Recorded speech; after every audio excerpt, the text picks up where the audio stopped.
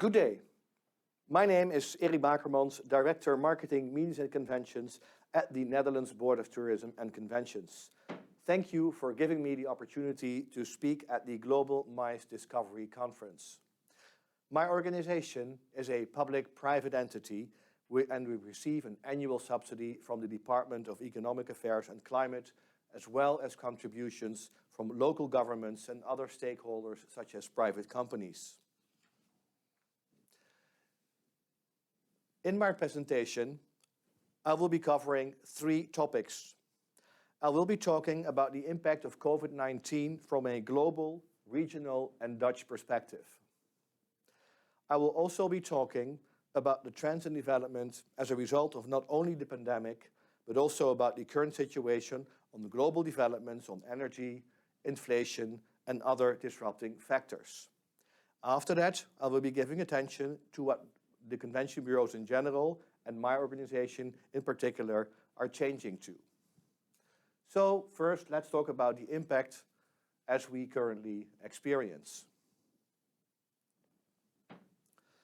March 2020 marked the beginning of a yet unseen series of happenings on a global scale, where at first I personally thought that COVID-19 would blow over in a couple of weeks. It turned out to be a 2.5 years pause before we could return to the new normal. However, the Russian attack on Ukraine on February 24, 2022 set off another series of impactful happenings not limited to Europe alone. And last but not least, the urgency for a more sustainable way of living may have been pushed somewhat to the background during that time, but is more important than ever. So let's talk and see about the development of international arrivals in Europe. The green line shows the most important one, as it is an upward movement towards the situation almost as in 2019. The red and blue line indicates the years of 2020 and 2021, which obviously shows a decline in international arrivals in Europe. In the Netherlands, approximately 25% of all arrivals are here for a business purpose. If we look at the differences in recovery per continent, there are clear differences in the recovery of international arrivals in the different continents. And this is mainly due to the difference in vaccination coverage, travel restrictions, and traveler confidence.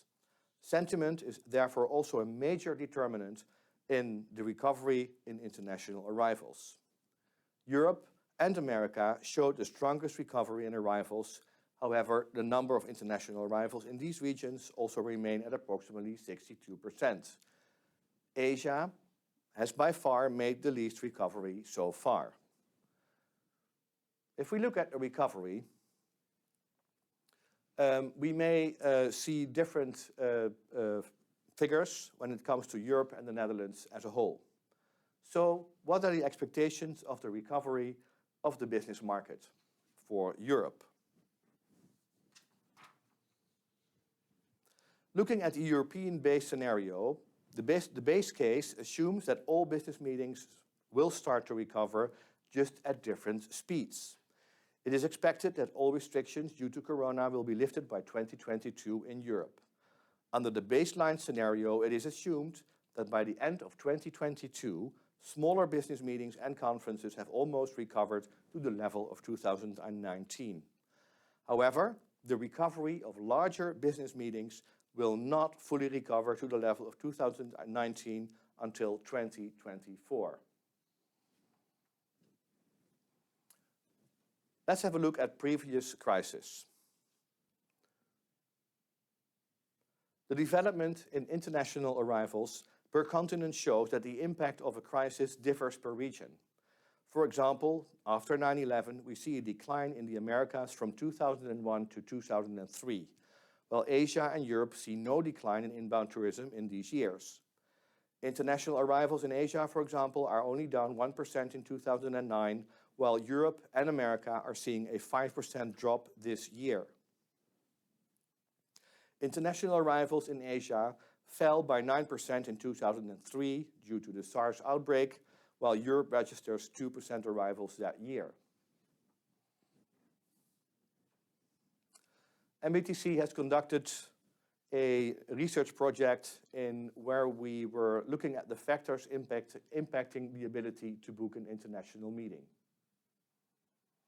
So if we look at this graph, we see that the inflation and price increases, the current delays and cancellations of flights, trains, etc., rising airfares and fees, and staffing shortages are the most important factors impacting ability to book a meeting.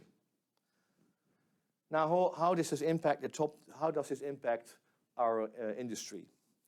So I've made a top 10 meetings and events trends. Well, perhaps that may take a little while too long, so let me limit that to 5. Number 1, hybrid and virtual meetings are here to stay.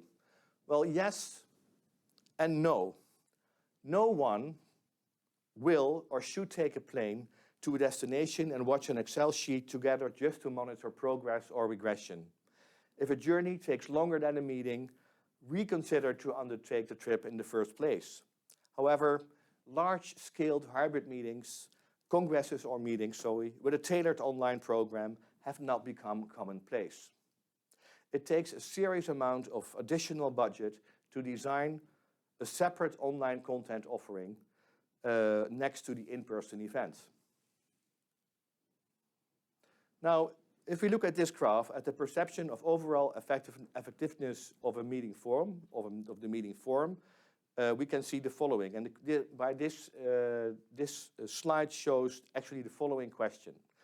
Please indicate your overall perception of how effective each of the following types of meeting forums is at delivering the benefits of attending meetings and events in general. And this clearly shows the opinion of meeting planners alike that in-person meetings are seen as considerably more effective. Number 2, sustainability will come to the forefront in 2022 and 2025. So why is sustainability a trend? Sustainable entrepreneurship should also result in cost savings for companies and lower environmental pressure. Sustainable entrepreneurship therefore not only leads to environmental protection and a satisfied consumer, but also benefits the company itself. Enough reason for companies to participate in this positive trend. Events drive industries and societies. They shape conversations, foster innovation, and generate business. They are key to human collaboration. Now, if we look at the question which I mentioned in the earlier mentioned research project was the question, in general, how has the demand for booking sustainable meetings and events changed compared to before COVID-19? And we see a big increase when it comes to the demand for more sustainable meetings and events. We, as an industry, hold that key as well. Now, if we look at the top 3 most requested sustainability efforts when booking a meeting are selecting venues and accommodation that meet sustainability goals, encouraging paperless travel documents, and measuring the carbon footprint of all travel. For example, the lowest was that an airline should use renewable biofuels.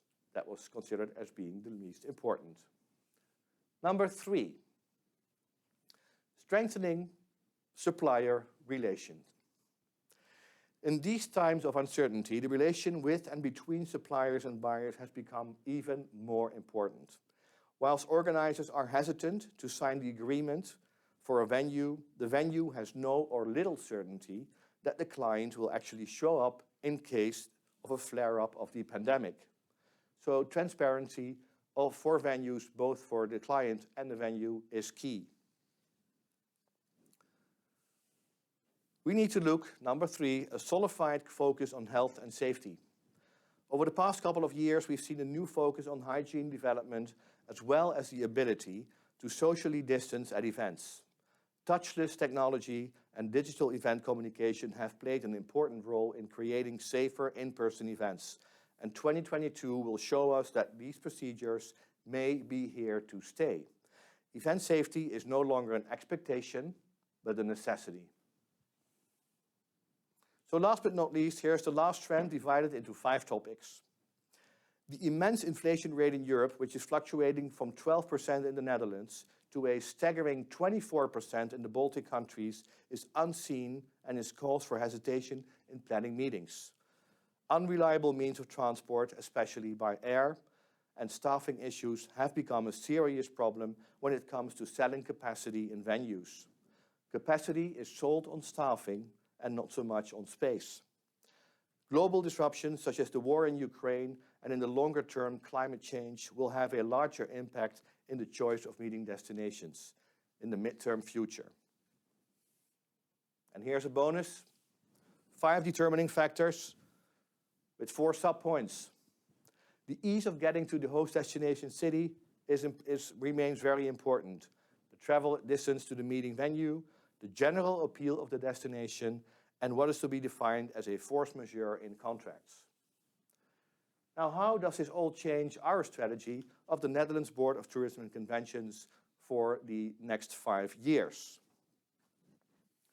We have used the COVID-19 period to rewrite a new strategy and vision for meetings and conventions in the Netherlands. And as part of our vision, as well as the changing role of a convention bureau, part of that strategy is all about prolonging the customer journey of a conference planner. So how does this relate to our organization? Where are we now and where should we be in 5 years? And it's actually quite easy. From a destination promotion, we should be a destination value creator. From economic value to social value. From responding to trends to become leading in topics, from sector-oriented to cross-sectoral, from connecting to building coalitions, from responsive and reactive to be leading and proactive, from being an authority to become an integrator. Now, obviously, with the change of that, we also have developed and designed a new campaign for business events. Why? How do we work on that strong reputation and competitive position? We do this from the central positioning, the brand values, and our own industry brand promise. And with the launch of the Bring Yourself campaign at the end of April, all these strategic choices came together in a strong and creative marketing campaign. The positioning is solving global challenges in an open, inventive, and inclusive way. The brand values are open, inventive, and inclusive.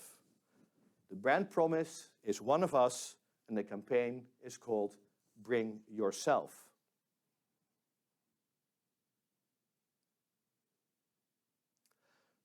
Now, which goals do we have for the coming years, and how are we going to reach these? One of the main reasons for making the commitment to the overarching NL brand, or the Netherlands brand, is to clearly show that our destination is a partner of the Sustainable Development Goals. We also see this with all our competitors from other destinations. Things have to change, and we have to set goals to match that. As a country, however, we don't just want to claim that we are the most sustainable destination in Europe. No, we want to share substantive stories that matter and that contribute to a positive reputation. Stories that are true and that we are all working very hard on the industry. The MBTC strategy for the coming years is, among other things, on this commitment to the Netherlands brand and the Sustainable Development Goals. Together with our own Perspective 2030, the Ministry of Economic Affairs and Climate Goals, and the trends and developments in the market, we arrive at 5 concrete goals. 5 goals. Pleasure and burdens in balance of tourism. Spread in time and place, it must be. Sustainability is a must, and strong international competitive position and a powerful sector. Over the past years, we have developed these 5 goals into 12 programs with concrete activities. So each program works on a specific activity to support that goal. For meetings and conventions, 5 of the 12 programs are very, very specific. Sustainable destination, a strong reputation as the Netherlands, and a triple helix convention calendar. The triple helix is a form of collaboration between government, educational institutions, and enterprises. So basically, if we look at our campaign, bring yourself,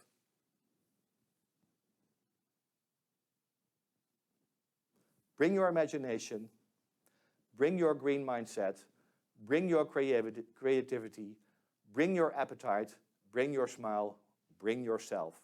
We'll do the same. This concludes my short introduction. Thank you for your attention. I do wish you a very successful conference for the near future. Thank you.